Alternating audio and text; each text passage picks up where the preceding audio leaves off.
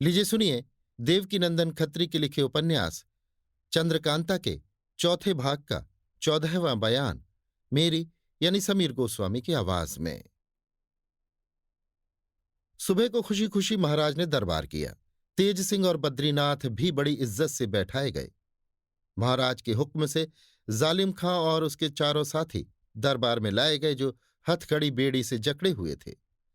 महाराज के हुक्म से तेज सिंह जालिम खां से पूछने लगे, क्यों जी, तुम्हारा नाम ठीक ठीक जालिम खां है और कुछ? जालिम, इसका जवाब मैं पीछे दूंगा। पहले ये बताइए कि आप लोगों के यहां अय्यारों को मार डालने का कायदा है या नहीं? तेज सिंह, हमारे यहां क्या, हिंदुस्तान भर में कोई धर्मनिष्ठ हिंदू राजा अय्यार को कभी जान से न मारेगा। हां, वो अय्यार जो अपने कायदे के बाहर काम करेगा जरूर मारा जाएगा। जालिम, तो क्या हम लोग मारे जाएंगे? ये खुशी महाराज की, मगर क्या तुम लोग अय्यार हो जो ऐसी बातें पूछते हो? जालिम, हां, हम लोग अय्यार हैं। तेज सिंह, राम राम, क्यों अय्यारी का नाम बदनाम करते हो? तुम लोग तो पूरे डाकू हो। अय्यारी से तुम लोगों का क्या वास्ता? जालिम, हम लोग कई पुश्त से अय्यार होते आ रहे हैं, कुछ आज नए अय्यार नहीं बने। तेज सिंह, तुम्हारे बाप दादा शायद अय्यार हुए हो, मगर तुम लोग तो खासे दुष्ट डाकुओं में से हो। जालिम, जब आपने हमारा नाम डाकू ही रखा है तो बचने की कौन उम्मीद हो सकती है? तेज सिंह, जो हो, खैर ये बताओ कि तुम हो कौन? जालिम, जब मारे ही जाना है तो नाम बताकर बदनामी क्यों लें, और अपना पूरा हाल भी किस लिए कहें? हां, इसका वादा करो कि जान से न मारोगे तो कहें। तेज सिंह, ये वादा कभी नहीं हो सकता, और अपना ठीक ठीक हाल भी तुमको झक मार के कहना ही होगा। जालिम, कभी नहीं कहेंगे। तेज सिंह, फिर जूते से तुम्हारे सिर की खबर खूब ली जाएगी। जालिम, चाहे जो हो। बद्रीनाथ, वाह रे जूती खोर। जालिम, बद्रीनाथ से, उस्ताद तुमने बड़ा धोखा दिया, मानता हूं तुमको। बद्रीनाथ, तुम्हारे मानने से होता ही क्या है? आज नहीं तो कल तुम लोगों के सिर धड़ से अलग दिखलाई देंगे। जालिम, अफसोस कुछ करने न पाए। तेज सिंह ने सोचा कि इस बकवास से कोई मतलब न निकलेगा।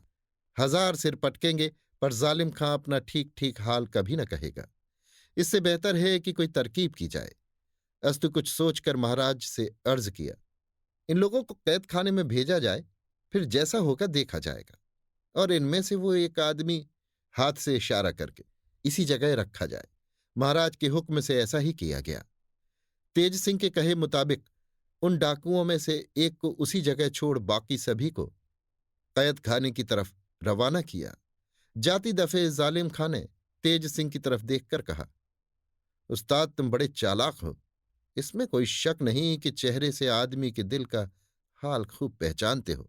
अच्छे डरपोक को चुन के रख लिया, अब तुम्हारा काम निकल जाएगा। तेज सिंह ने मुस्कुराकर जवाब दिया, पहले इसकी दुर्दशा कर ली जाए, फिर तुम लोग भी एक एक करके इसी जगह लाए जाओगे। जालिम खां और उसके 3 साथी तो कैद खाने की तरफ भेज दिए गए, पर एक उसी जगह रह गया। हकीकत में वो बहुत डरपोक था। अपने को उसी जगह रहते और साथियों को दूसरी जगह जाते देख घबरा उठा। उसके चेहरे से उस वक्त और भी बदहवासी बरसने लगी जब तेज सिंह ने एक चौबदार को हुक्म दिया कि अंगीठी में कोयला भरकर तथा 2-3 लोहे की सलाखें जल्द ले आओ, जिनके पीछे लकड़ी की मूठ लगी हो। दरबार में जितने थे सब हैरान थे कि तेज सिंह ने लोहे की सलाख और अंगीठी क्यों मंगाई, और उस डाकू की तो जो कुछ हालत थी लिखना मुश्किल है। 4-5 लोहे की सलाखें और कोयले से भरी हुई अंगीठी लाई गई। तेज सिंह ने एक आदमी से कहा, आग सुलगाओ और इन लोहे की सलाखों को उसमें गरम करो। अब उस डाकू से न रहा गया। उसने डरते हुए पूछा, क्यों तेज सिंह, इन सलाखों को तपाकर क्या करोगे? तेज सिंह, इनको लाल करके 2 तुम्हारी दोनों आंखों में, 2 दोनों कानों में, और 1 सलाख मुंह खोलकर पेट के अंदर पहुंचाई जाएगी।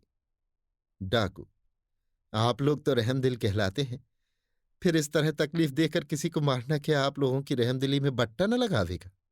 तेज सिंह हंसकर, तुम लोगों को छोड़ना बड़े संग दिली का काम है।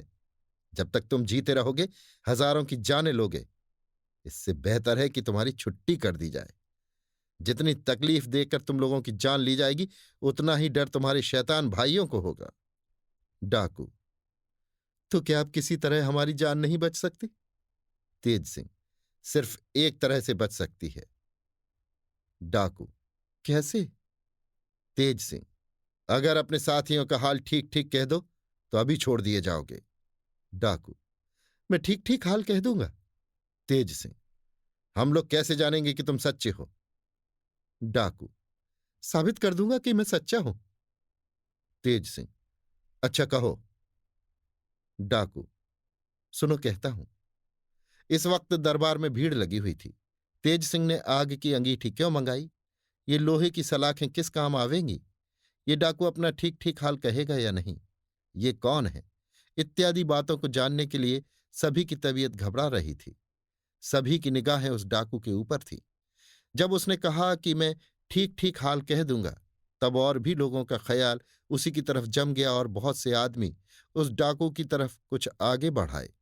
उस डाकू ने अपने साथियों का हाल कहने के लिए मुस्तैद होकर मुंह खोला ही था कि दरबारी भीड़ में से एक जवान आदमी म्यान से तलवार खींचकर उस डाकू की तरफ झपटा और इस जोर से एक हाथ तलवार का लगाया कि उस डाकू का सिर धड़ से अलग होकर दूर जा गिरा। तब उसी खून भरी तलवार को घुमाता और लोगों को जख्मी करता वो बाहर निकल गया। उस घबराहट में किसी ने भी उसे पकड़ने का हौसला न किया। मगर बद्रीनाथ कब रुकने वाले थे? साथ ही वो भी उसके पीछे दौड़े। बद्रीनाथ के जाने के बाद सैकड़ों आदमी उस तरफ दौड़े, लेकिन तेज सिंह ने उसका पीछा न किया। वे उठकर सीधे उस कैद खाने की तरफ दौड़ गए जिसमें जालिम खां वगैरह कैद किए गए थे। उनको इस बात का शक हुआ कि कहीं ऐसा न हो कि उन लोगों को किसी ने अय्यारी करके छुड़ा दिया हो, मगर नहीं, वे लोग उसी तरह कैद थे। तेज सिंह ने कुछ और पहरे का इंतजाम कर दिया और फिर तुरंत लौटकर दरबार में चले आए। पहले दरबार में जितनी भीड़ लगी हुई थी, अब उससे चौथाई रह गई। कुछ तो अपनी मर्जी से बद्रीनाथ के साथ दौड़ गए, कितनों ने महाराज का इशारा पाकर उसका पीछा किया था। तेज सिंह के वापस आने पर महाराज ने पूछा, तुम कहाँ गए थे? तेज सिंह: मुझे ये फिक्र पड़ गई थी कि कहीं जालिम खां वगैरह तो नहीं छूट गए, इसीलिए कैद खाने की तरफ दौड़ा गया था, मगर वे लोग कैद खाने में ही पाए गए। महाराज: देखें बद्रीनाथ कब तक लौटते हैं और क्या करके लौटते हैं। तेज सिंह: बद्रीनाथ बहुत जल्द आवेंगे, क्योंकि दौड़ने में वे बहुत ही तेज हैं। आज महाराज जयसिंह मामूली वक्त से ज्यादा देर तक दरबार में बैठे रहे।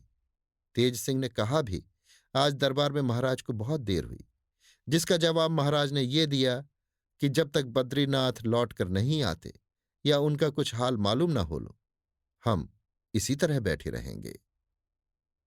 अभी आप सुन रहे थे देवकीनंदन खत्री के लिखे उपन्यास चंद्रकांता के चौथे भाग का 14वां बयान, मेरी यानी समीर गोस्वामी की आवाज में।